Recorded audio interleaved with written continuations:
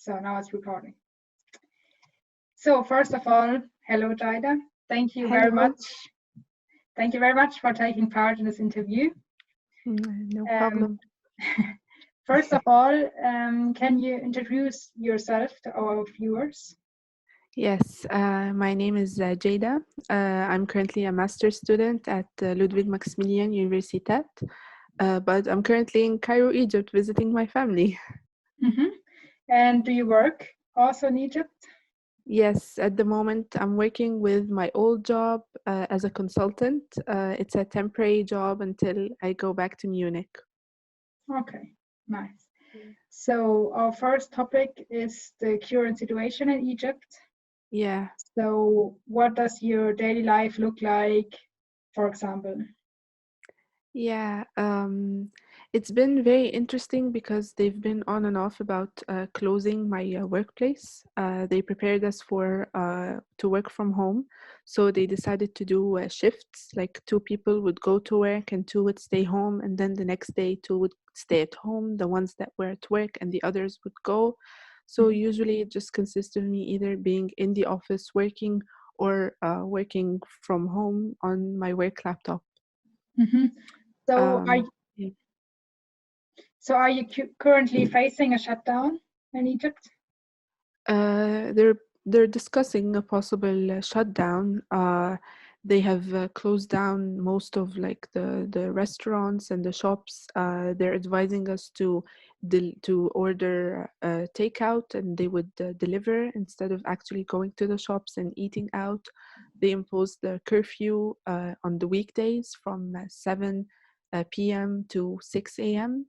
And over the weekend, they're imposing like a total shutdown, so no one goes out because it's a weekend. So today's Friday, so we're not allowed to go outside at all. Yeah. So what does your daily life look like? For example, what do your supermarkets look like? Do you have problem finding certain goods? Yes, actually. I think up until last week, a lot of people were doing like the panic buying thing, where they would buy very large stocks of things because they feel like there's an impending shutdown of the country. So you would find a lot of people with like 4 carts worth of groceries for like the next like 4 or 5 months. And I remember I think a week ago there was a woman, like she was actually like fighting with like the grocery store people because she can't find any of the things she wants to buy because they're already sold out because everyone bought out everything. So like rice, pasta, Toilet paper? yes, shampoos, cleaning supplies. We have a shortage of chlorine, like that is used for cleaning, as well as medical alcohol that you can use like to clean things. And then they decided to ration like the groceries, so only one person is allowed to buy one of each item, and they cannot buy more than that after what happened, because otherwise everything will be sold out like this. Yeah, I can understand. Yeah. Okay. And how is the health system dealing with Corona? Right now, what they do is they've imposed like tests that people can do if in case they feel like they might have the symptoms of corona. But the thing is, like the labs that do the testing, because they do like blood tests as well as like tests for your saliva and sample of like the phlegm from your throat. If it turns out that it's positive for corona, they call like the central hospital that deals with like severe illnesses like that, and they come and take like the patient. But the thing is, like they take them by force, and they don't like really allow them to see their families or like call them. So some patients might just go like into like quarantine at the specialized hospital, and they can stay there for like 2 weeks, but their families don't know anything about them basically. Yeah, and the thing is, if the patient does not recover and perhaps, like, God forbid, like they pass away, they don't call their families and tell them either. They just like discard of the body, you know. So they don't tell the families. They don't call them to tell them like, okay, you can take the body now, so you can bury it. They don't do any Mm-hmm. of that.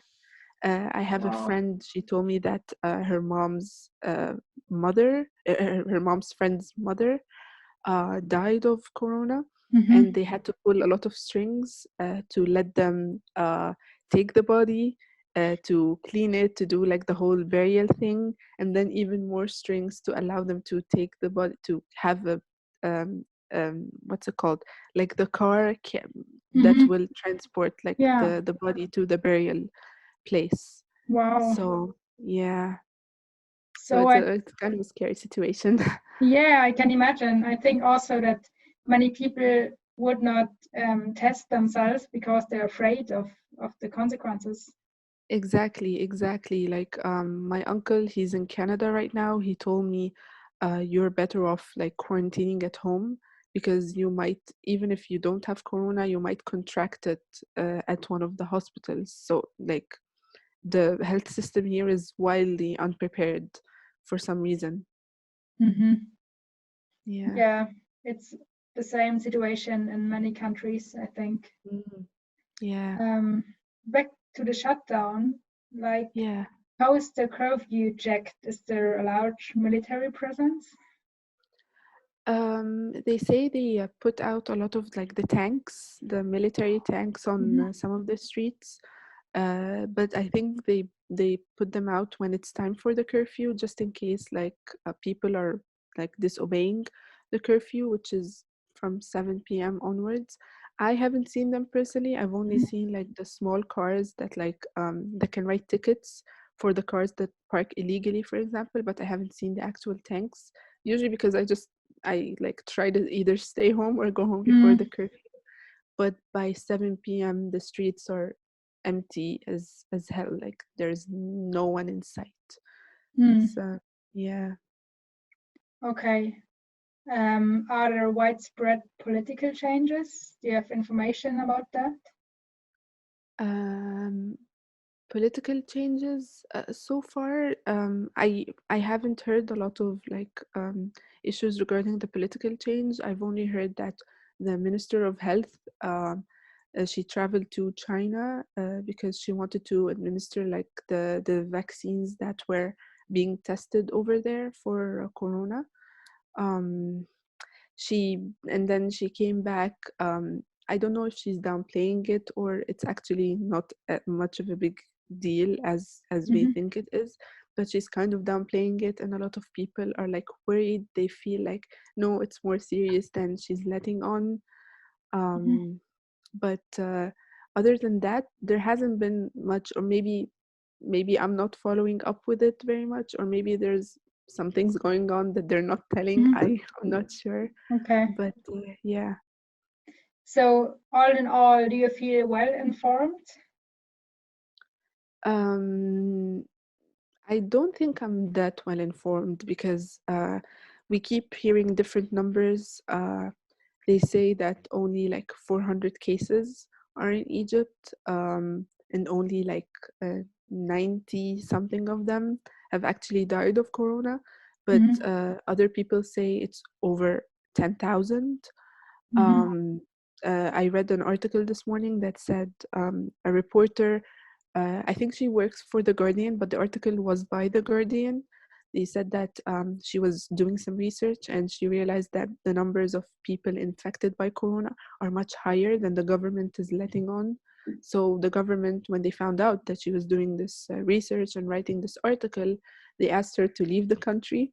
And some people advised her like to leave because it might be unsafe for her. Mm-hmm. Um, so it really it's very scary because you don't really know like if the numbers are as accurate as you hear them, because every news source says a different number, so you can't really like pinpoint which one is the actually accurate number. Mm-hmm. And how are you currently feeling with this situation? Like, are you scared or concerned? Oh yeah, I'm extremely scared and concerned. I talked to my manager. I told her like I would rather work from home than go, especially because my dad is sick with a fever, and we hopefully it's not corona, but still like any one of us can be a carrier, and it's not just for my safety, it's for my colleagues' safety too. I just feel like if they impose like an actual shutdown of the entire country and people stay home for like 2 or 3 weeks, maybe that things might be better because like constant contact is not right. I don't think like the curfew is helping because people still go out and they still like interact with other people and do things and go about their daily lives, and it's just I don't think it's the safest thing to do at this point because like we could contract it anywhere really basically. So yeah. Yeah, I can imagine. Last question. What do you expect to happen in the future? Like, how long do you think this will go on? I really don't know how long will this go on because I was talking to my friend. She's Egyptian, but she's in the United States right now. They said that they're going to administer the corona vaccine starting next year because they're still doing the research, and then they were going to test it, and it will take them up until next year. And that was very troubling news because that could mean like the Yeah. rest of the year we could be like in this like lockdown. And I don't know like what exactly will happen. I don't know like how like people will, are they continuing to work, are they going to continue their studies? I don't even know if I'm coming back to Munich anytime soon. Yeah. It's very uncertain, and I think the uncertainty is what's making me, and I'm sure everyone else, like feel very concerned because we don't know what will happen, we don't know if we're prepared, and we're just like trying to do our best, you know, not to get it, Yeah. to try to flatten the curve. And yeah. But sorry, one question. Yeah. Do you get Yeah. like health instructions? What to do, what to not do, like keep your distance? Oh, yeah, we definitely do. We get I mean like some websites like send us like the instructions. At work they've been the doctors have been giving us like instructions. They do like this checkup every day where they test your temperature, your blood pressure, sometimes they do like the chest like examinations, and I think they do that in other places too. Like there were a lot of workplaces I've heard that implemented like the home office before we did, so they've been taking it more seriously way before like the the serious lockdown, like potential lockdown started happening. So we're Okay. aware, you know, Yeah. but the preparations are, we're still not sure, you know, if we're actually as prepared as we should, or is there something else that we need to do, you know? Okay. Yeah. Thank you very much for this interview. Ah, you're welcome. You're welcome. I hope I sufficed you with information. Yes, it's very interesting and also very concerning Yeah. to hear from your country. Thank you very Yeah. much. You're welcome. You're welcome. I hope you stay safe in Germany. Yeah, Yeah. you too.